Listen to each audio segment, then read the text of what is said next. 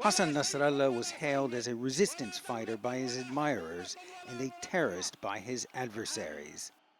He became Secretary-General of Hezbollah in 1992 after Israel assassinated his predecessor. In his early 30s at the time, he went on to lead his group to become a formidable military force and a major player in Lebanese and regional politics. A decade earlier, Nasrallah attended a theological seminary in Najaf, Iraq,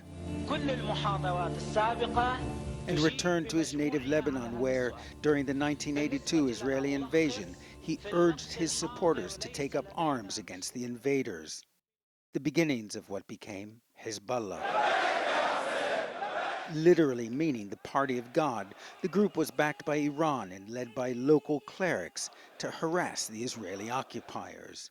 The group is believed to have been behind a series of terrorist attacks in Lebanon and abroad, and during the 1980s took dozens of Westerners in Lebanon hostage. The growth of Hezbollah coincided with the emergence of the previously downtrodden and neglected Shia community in Lebanon as a major force in the country. Nasrallah emerged as an adept guerrilla commander, leading an unrelenting campaign against Israeli forces, during which his eldest son was killed in action.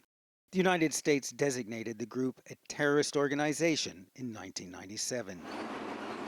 Hezbollah's struggle against Israeli forces on Lebanese soil continued until 2000.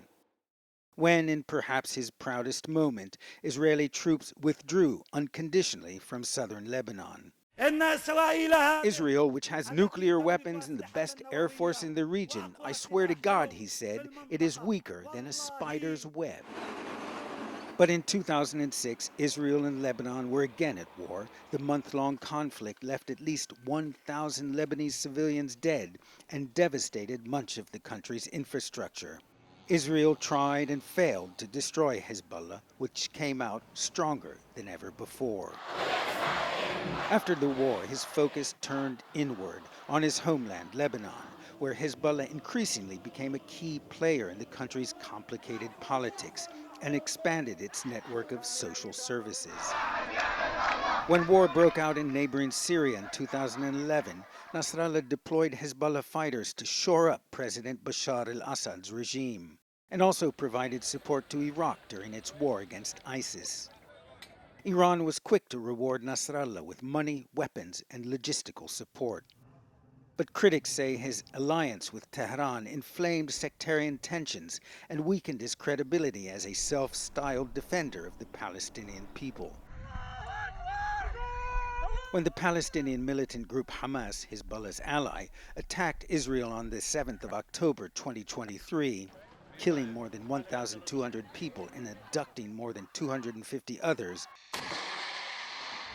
Hezbollah began firing into Israel, opening what it called a support front for Gaza.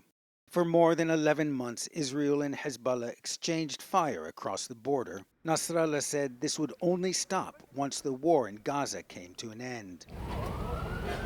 Instead, more fighting and death followed, in the form of covert operations by Israel, which detonated Hezbollah's wireless communications devices in broad daylight for 2 days in a row. A weakened Nasrallah called it an unprecedented blow. Then Israel's bombing campaign killed hundreds across Lebanon. Yet until the very end, Hassan Nasrallah remained defiant.